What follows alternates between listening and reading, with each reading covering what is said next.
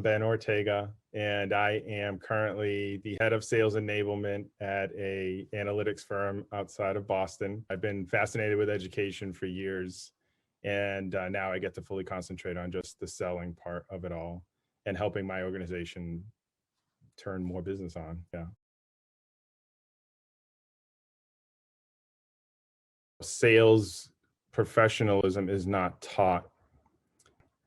We're a collection of good and bad habits that were passed on to us by previous people, which are often not formalized, not based on solid theory.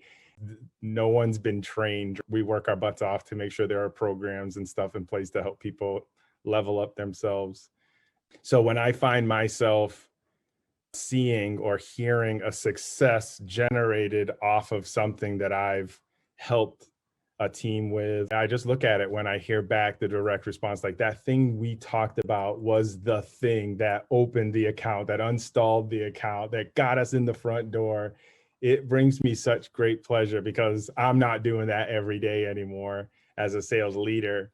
And to hear those tactics and the way that I apply them, which are very human-centered, working makes me feel really, really good. It feels like I'm making a daily impact on someone's life. And that's a big driver of mine, is making sure that people feel empowered to use their voice and their knowledge in order to help people overcome those concerns and win something for themselves.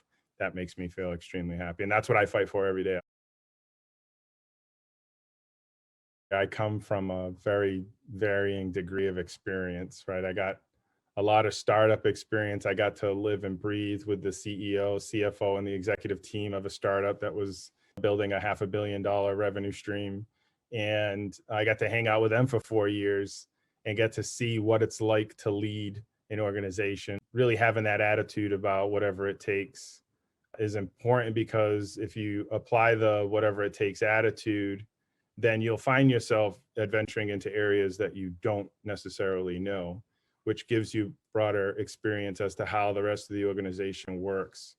And I think what sales enablement leaders today really, really need is to understand how their machine actually works in enabling the effort of selling.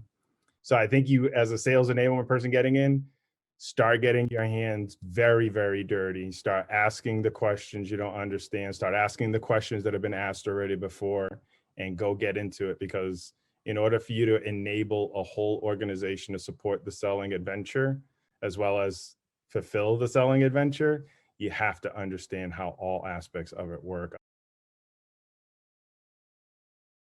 Everything has been accelerated, right? I heard someone say what used to take 10 years takes 10 months. What used to take 10 months takes 10 minutes. And we've accelerated time.